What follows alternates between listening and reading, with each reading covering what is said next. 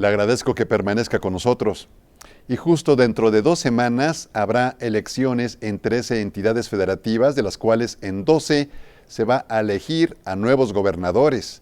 La percepción es que en las campañas políticas se ha privilegiado la guerra sucia y las descalificaciones en lugar de las ideas y las propuestas.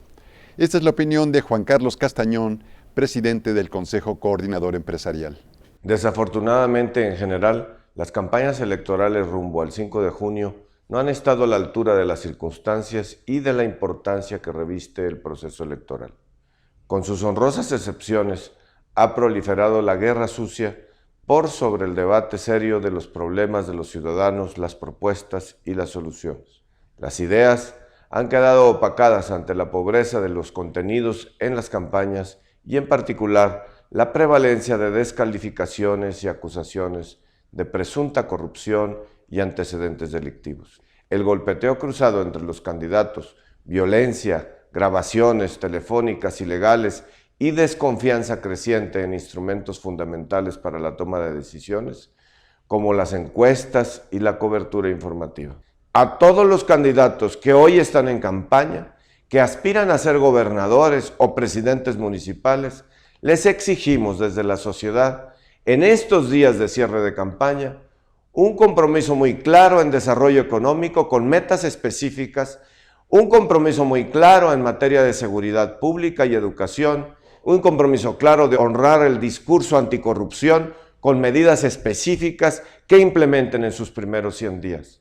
Necesitamos que la discusión pase del foco de la búsqueda del poder político al énfasis en para qué debe utilizarse el poder en función del bien de las personas. Y para comentar este tema de la guerra sucia en las campañas políticas, esta noche hacemos contacto con el maestro Vicente Tayab González, director de Ciencias Políticas de la Universidad Popular Autónoma del Estado de Puebla, la UPAEP. Maestro, ¿qué tal? Buenas noches. ¿Qué tal? Buenas noches. Maestro, ¿qué se entiende como guerra sucia o guerra negra en el entorno de una campaña política?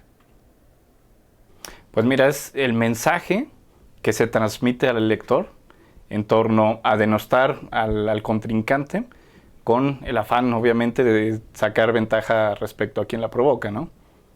Sin duda, bueno, podemos partir del hecho de que es una situación que se ha puesto de moda en los últimos años a nivel mundial, o sea, no es ni exclusivo ni excluyente de México, y que un poco tiene que ver con esto, ¿no? Que cada vez son más competitivas las elecciones y que tienen que hacerse de estrategias que contribuyan a poder sacar una ventaja, ¿no?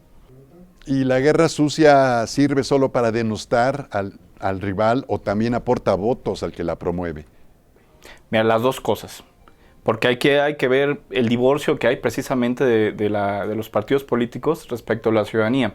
Porque si lo vemos desde el enfoque de los partidos políticos, es rentable, y es rentable en el sentido que pueden, pues a alguien que vaya apuntando a través de un escándalo, a través de sacar guerra sucia o comunicación negativa, pues ir reduciendo los puntos, que a su vez se va a ir traduciendo en la capitalización. O sea, si no fuera rentable no lo harían los partidos políticos. Pero por otro lado también no se dan cuenta que esto provoca un daño al sistema electoral como tal. Y sin duda la desconfianza que hay a los partidos políticos, y por lo mismo el electorado, lo que realmente se traduce en él es que ve a los, tanto lo que lo provoca como el que contesta y viceversa, una escalada de agresión, pues que son lo mismo, que los dos son iguales, que los dos son cochinos, que los dos son corruptos, y finalmente pues es una suma cero, ¿no? ¿Y los ataques entre candidatos y partidos en las campañas de este año en las entidades del país se pueden calificar como normales o ya rebasaron los límites? Mira, lo que sí he visto es que esto se ha intensificado. Es decir, no es nuevo lo de las guerras sucias, y digamos que campaña tras campaña sí he visto una escalada digamos, de intensidad, de acusaciones, del nivel de acusaciones y de los tipos de acusaciones que se hacen, ¿no? Ahora es lo normal que hay incluso demandas ante las procuradurías, en fin, cosas que a lo mejor antes no pasaba de un chisme, hoy ya quedan incluso plasmadas en una denuncia penal, ¿no? Entonces, sí creo que cada vez es más grave el tipo de acusaciones que se hacen y sin duda es un fenómeno que cada vez está más posicionado y realmente es la nota de las elecciones, no las propuestas, no realmente el candidato en sí en su discurso, sino más bien el escándalo y quién robó más, ¿no? Y maestro, ¿cuáles son los riesgos de recurrir a las campañas sucias? ¿Genera miedo? ¿Desorienta al elector? ¿Podría incluso inhibir el voto? Sí, por supuesto, es un riesgo latente y es algo que te comentaba, parte de esta visión de divorcio, ¿no?, de los partidos políticos respecto a la ciudadanía. Y es una visión irresponsable de la democracia finalmente, porque no se dan cuenta que esto daña al sistema mismo y es lo que ha provocado en gran medida también pues esta crisis de la democracia representativa.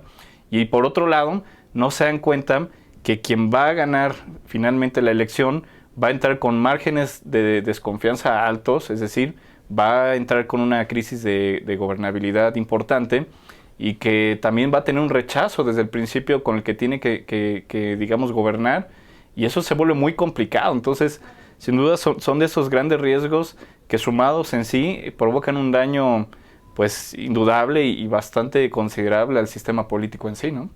Muy bien, maestro, gracias, le agradezco. Buenas noches. Buenas noches a ustedes. Y sobre este tema de las campañas negras, la colaboración de Elías Aguilar, director de la empresa Indicadores. Buenas noches, Felipe. Bueno, pues estamos a una semana del cierre de campañas y del proceso electoral en 2 estados donde se renovarán gubernaturas. Nos dimos a la tarea de hacer una medición en las 12 capitales de estos estados para ver cuál es la opinión que tiene la ciudadanía respecto a las campañas. Como vemos, Felipe, en primer lugar, persiste una actitud negativa hacia los mensajes de las campañas. 50% tiene una opinión negativa de los spots que han visto en esas campañas. 35% se muestra indiferente, mientras que hay un 16% que tiene una opinión positiva. Las razones de la opinión negativa, Felipe, principalmente es porque perciben que estos mensajes solo hablan de aspectos negativos o de campañas, digamos, de ataques entre los candidatos. Un 60% de los entrevistados que tienen una opinión negativa de estos mensajes opinaron o dieron esta principal razón. Específicamente en cuanto a los spots negativos, es decir, aquellos que les llaman de contraste, 44% de los entrevistados tienen una opinión o está en desacuerdo con la transmisión de estos spots durante las campañas, mientras que hay un 32% sorprendentemente que está de acuerdo. Específicamente medimos las actitudes en cuanto a lo que se ha discutido sobre el efecto de estos mensajes negativos y vemos que un 80% de los entrevistados están de acuerdo con que generan desconfianza. Un segundo aspecto muy importante, Felipe, que hay que considerar relevante, es que consideran que informan a los electores sobre asuntos que los políticos quieren ocultar, un 78%, generan violencia en la sociedad, un 74%, y provocan que los electores no voten o abstención, un 72%. Los temas de las campañas negativas se ha discutido mucho en en los medios de comunicación sobre los efectos y sobre si deberían de estar o no estar al aire. Pero vemos, Felipe, que hay un 57% de los electores que dicen que han platicado con amigos y familiares sobre los temas que tratan estos spots negativos. Hasta acá mi colaboración, Felipe. Buenas noches. Vamos a unos mensajes. Al regresar le vamos a platicar cuáles son las 10 marcas preferidas de los mexicanos. No se vaya.